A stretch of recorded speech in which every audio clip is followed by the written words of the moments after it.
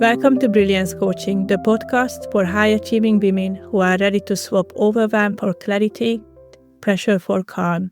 I'm your host, Julia Gaber, and if you have ever felt like you are doing all the right things, but something still feels off, you are not alone. You are in the right place. This is where you get clear, get kind to yourself, and create from a place that actually feels like you. Today's guest is Michelle Anthony, a certified clarity coach and a CIPD qualified personal development expert who helps people make their weekdays work for them without sacrificing their well-being. With over a decade in high-pressure roles across sales, digital platforms, Michelle really gets what it's like to balance target, growth, and the search for meaning at work, because she has lived it. Michelle, welcome to the podcast. Thank you, Julia. Hi. It's lovely to have you here. So I would like to ask you to introduce yourself and tell us a little bit about how you discovered brilliance in your life. Thank you. As you mentioned, I'm a coach. I mainly work with the tech sector because that's where I came from. And I think I am constantly rediscovering brilliance. I started my career in digital marketing. I did that for 10 years, and then I shifted my career to focus on helping others with theirs. When I was working in digital marketing, it was really measurable. I had dashboards for just about everything. There was data to tell me if I was on track. And then switching into adult learning and education and training and coaching, I suddenly lost any comfortable way of knowing how I was doing. And I think that within adult education as well, because I was working with apprentices of all ages, they really spanned from school leaving age up to about 55 because people were changing career, and having to do some of the off-steady type things, and that felt constricting. Now, as I set my own practice up, I'm now thinking, how do I measure my brilliance again? I'm also going through that phase of detaching my brilliance from outcome and KPIs. I really love what you said, that you really lived in a world of KPIs and measuring everything, measuring the success, and you change your career into an area where success is less measurable. And I still believe it's more impactful, because my example is as well coming from finance. Everything was very measurable and very quantifiable, but somehow it wasn't as impactful as it is when we are working with people and human potential gets unleashed. There's quite a lot of creativity and innovation can happen, which you can't even forecast. What is your take on that? Yeah, I think that's such a nice way of saying it, that you can't forecast it. So there's always that element in a coaching session of, we can do our best to create the conditions, but we don't know what people are going to get out of it. There's an element of surrendering to the universe a little bit. Yeah, absolutely. I think that's been a really hard lesson for me, because I was just so used to that this dashboard tells me I'm doing well. And I think that question of brilliance, initially I was like, oh, I don't know if I feel brilliant. I love to learn, and I love to learn and stretch. So I think brilliance evolves, but that process of learning isn't comfortable. So I don't think I always recognize my brilliance, because I'm in that cycle of learning, interpreting, integrating it. Once I've integrated it and I'm like, oh, that's good. And then I go and learn something else and go back into that place that's not entirely in my comfort zone. I think noticing brilliance when I'm in that space of growth isn't always that easy. Yeah, it isn't. So how have you overcome this problem of not really being able to measure where you are and where you are doing? Yeah, I think part of me always craves data. So I will look at feedback, and I think feedback is a gift. Moving away from that and being present with somebody, it is actually kind of bringing it back to being grounded and present and knowing what my client has going for them and focusing on that. Yeah, and I actually feel that in your presence that you're really calm and welcoming. How do you create that grounding for yourself so you can be present for your clients? I have been playing with this dance of self-doubt and self-compassion. And like self-compassion is something that I actively need to practice. So I think there's an element of that. There's an element of being like reflective in my practice. So after a coaching session, I'll be reflective in my practice. And before that, knowing I have the space. So like on my desk, knowing that I've got a clear page in my Rocket book and I've got my water and I've got my little pre-session ritual that means that I'm in the right place to invite somebody into where they can share, they can be vulnerable, and they can be strong and move forward as well. So you're setting yourself up and creating the space for that. Can I ask you, what is a Rocket book? It's a great question. It's basically a wipe clean book. So it's my book. It has a pen that I can wipe clean. It's great for me taking notes within a coaching session because it means that afterwards I can just erase them. And so from a GDPR perspective, I'm not leaving sensitive notes around. That's great. They're fantastic and I love it dearly. Yeah, exactly. And it's really important as well to know that coaches are really careful about personal data. And I think many times clients probably don't even know how far we go to protect the clients and their personal stories. Absolutely. I think one of those jobs that I had in my previous world, I headed up digital data at the time when GDPR came in. So I had to remediate 30 corporate contracts to make sure they were GDPR compliant with some of the largest social media and digital marketing players. I'm very aware of GDPR. Yeah, exactly. Because you used to be a coach also in the corporate environment and a trainer, didn't you? So you have actually had an experience that goes back quite a long time with many, many clients from that space as much as in your own practice. Yeah. After that role in data, the company went through a really interesting restructure. And in the midst of that, I decided to make that leap into supporting other people with their career. I missed the personal development element more than I was drawn to just growing numbers.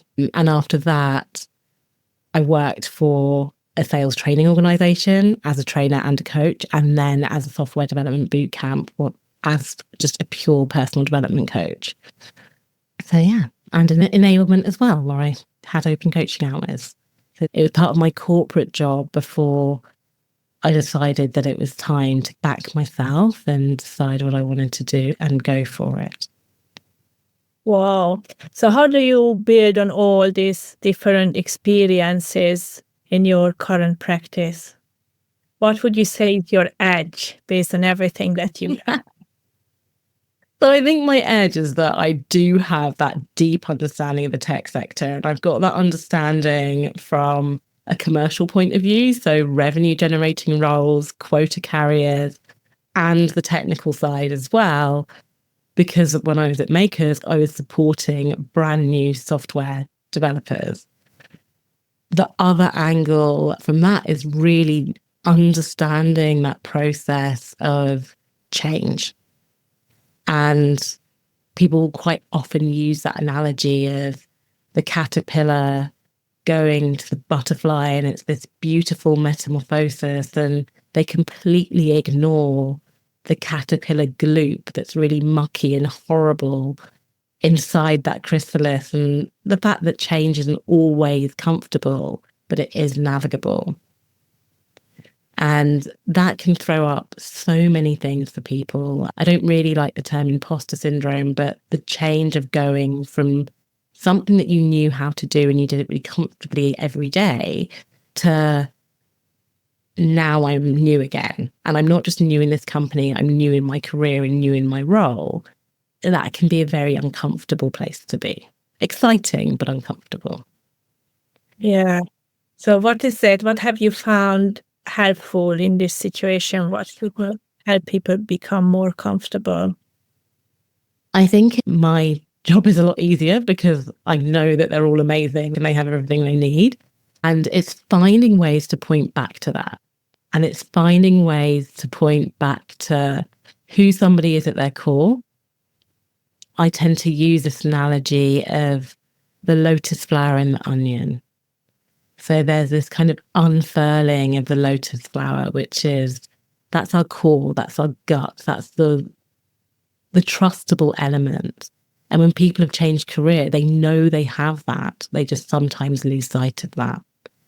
And when they lose sight of that, it's like that lotus flower closes up and is layered around like the brown leaves of an onion in the stresses and strains of daily life. So I guess my goal is to peel that back so their lotus flower can open again. Wow, that's a really good metaphor. I really like it. Like onions are quite smelly, right? So if you start peeling it off, you might have some quite uncomfortable smells before the lotus flower is truly alive. Yeah. And lotus flowers themselves tend to grow in a swamp and stagnanty water. So it's the fact that it's always there, even if it just dips below the surface and it doesn't feel like it is there, it is still there, just below the surface, waiting to pop up again. Yeah, exactly. And I love how you said that as coaches, we help people see that and point them back towards to that brilliant self within, even though they can't necessarily see it in the moment. And it's an odd dance. So we have both been in the clarity world, and for a very long time, I've almost kept separate the spiritual element and the corporate tactical element. So now, for me, the next evolution is bringing those together, because they were like a train track. Never the twain shall meet. So it's bringing those together. I don't always mention it, but everything I do is informed by that. Yeah, it's very true because you can actually feel it in the air. So you don't always have to verbally say it. You actually just feel it when you see that beautiful inner self in people and you have that trust, you have that positivity. And that positivity is not a fake positivity because it's coming from the knowledge that the substance of every single client is really beautiful and it's just waiting to be unfolding. I love that. Yeah, and you mentioned something that really stuck in my mind around how you support people not to hate their job. I wonder, would you like to tell me a little bit more about how you do that? Yeah, so I think there's a few different ways. I mean, I was doing my CIPD qualification. I think one of the ones that always stuck in my mind was Daniel Pink in his AMP model. So this idea of autonomy, mastery, and performance being the three components to people feeling fulfilled. So working with that as a coach, I think is quite easy. Like, is there an element of that which is missing that might help? But I don't think it's the whole story. And I was looking at another study that jumped out at me. There is a book, and it's around the fact that promotions aren't everything. What's the other things that people are looking for?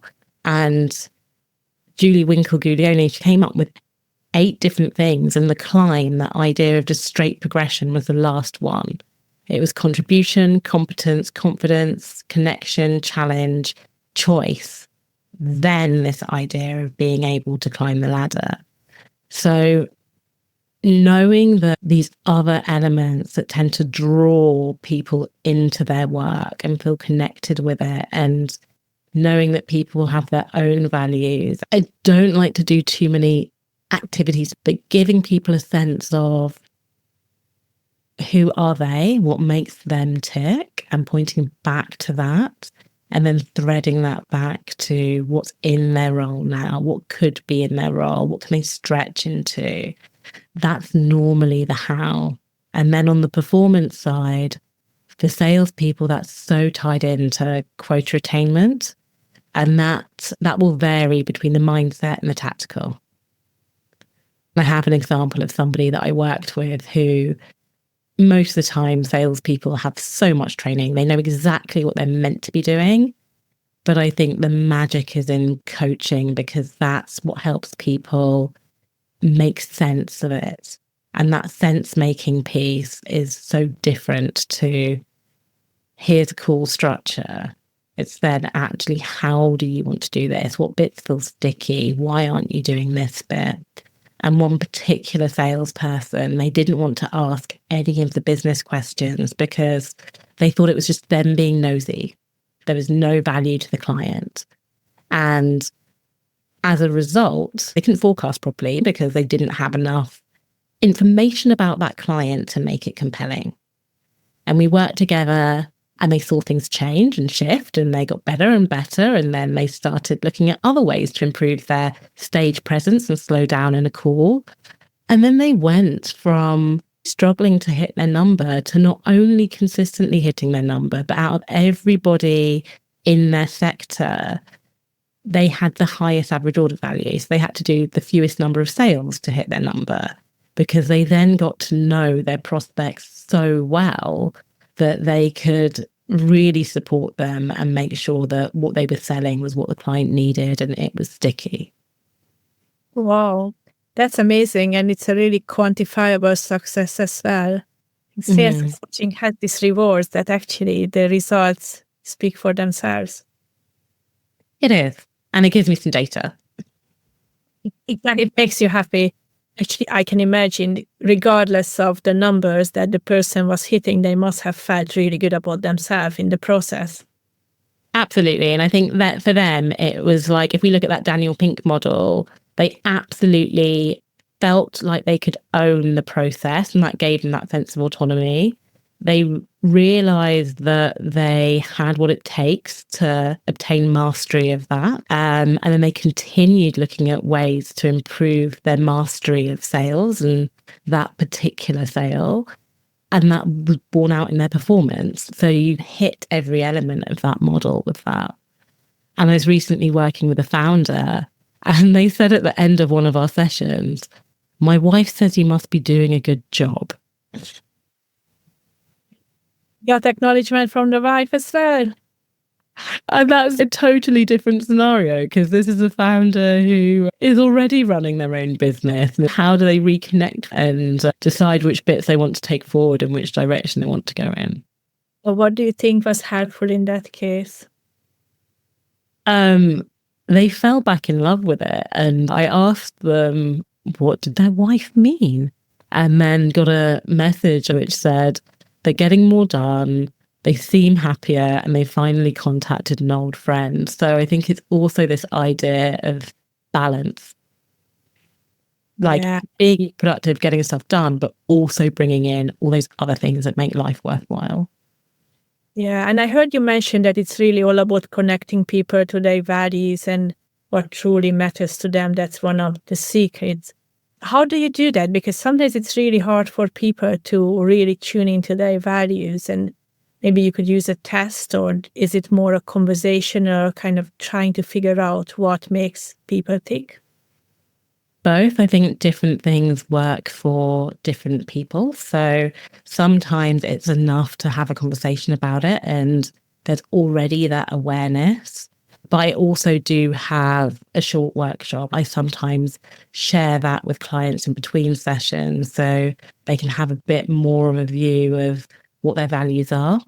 And that has a couple of stages. So first of all, it's just a really quick look at a values list and what resonates. So not putting too much thought into it at all. Then I ask people to think about, how does that play into the types of tasks they want to be doing? And then how does that tune into the type of organizational environment they want to be in? So there's then a bit of a Venn diagram of their personal values, how that relates to tasks and how that relates to their working environment. Yeah, that's actually really important because we might be using different values in different environments, or at least it could be a different ranking. If I'm at work, I might be more about contribution. If I'm at home, I might be more about connection or appreciation. Absolutely. And it's also allowing people to recognize that, and allowing people to recognize that their relationship with work and what fulfills somebody is going to be different. So, yes, I do coach people around career. I don't always advocate for somebody making their hobby a career. I think one way, if you've got something that you're really passionate about and you absolutely love it, one way to love it a little less is probably to make it your business. I'm really fortunate with coaching that isn't the case, but it's not going to be the case for everybody that their passion should be their business. Yeah, that's a really important distinction, actually. Sometimes we tend to think in black and white terms that you're either doing this or that, but very often there is a solution that is nicely blending what you love and where you perform the best, or you get the best results for yourself. Yeah. And I have a friend who absolutely does not look to their work for overall fulfillment. What makes them fulfilled at work is turning up, doing a job, and the results that they see. Yeah, interesting. It's really important for us to understand what it is that make us tick and make us happy during the work week. Yeah, so are there any sort of practical tools or tips that you would like to share with the audience to be able to get through that work week and enjoy it a little bit more on a day-to-day basis? Yeah. So there's a couple. I think breath and movement are really important regulators. Like, I live in Southeast London. I have my favorite tree in Greenwich Park. And nature is a really big part of that piece of balance for me. And I think breath is an amazing way to reset. And then when it comes to brilliance and being able to shine, particularly for women, I advocate a brag book. Ooh, brag book. Yeah. Yeah. Keep a brag book or a wins log, whatever you want to call it, but something that when there's something good, when there's a great result, when you've done something you're proud of, don't leave it to the review season to try and remember it. Just keep that log. That's also a really nice way when you're having those days where it's like swimming through treacle and you're not sure what on earth you've done. It's a really nice thing to have to remind yourself of your brilliance. Amazing. Oh, I love that. A brag book or a win log. That's amazing. I wonder, is there anything that you're particularly excited about right now in your coaching? Oh, yeah. So it's been a bit of an evolution for me. A quarter is a really nice way for me to look at what am I doing, where am I going, and then sometimes that is mid-quarter and end of month. So next month will be just working in a slightly new way, and I'm looking at doubling down on a course that I've designed around ambition. So I'm really excited about building that out and getting to a place where it can be delivered in different formats. So yeah. Oh, it's exciting. Thank you. What would be your last piece of advice, a final piece of wisdom that you would like to share with our listeners? Oh, I think the final piece of wisdom is probably that they are already whole. They already have everything they need, and they already are everything that they want and need to be. It's just really easy to forget that. Yeah, that would be my final piece of wisdom. That's a really important one to remember. Thank you so much, Michelle. Thank you. It's been an absolute pleasure. Thank you for having me. Absolutely. So this is it for today's episode. Thank you so much for being here, Michelle, and thank you for the listeners for showing up. I hope it gave everybody a little bit more clarity, a bit more self-compassion, and a bit of a spark to start creating something that you really love. And if you want to keep the momentum going and get in touch with Michelle, you can do that at www.michelleanthony.co.uk, or you can also head over to Brilliance Coaching to look at other Brilliance resources. And remember, just start from where you are and your brilliance begins there. You are already whole. You have everything what you need. Small steps from your heart lead to the biggest changes. So just start there.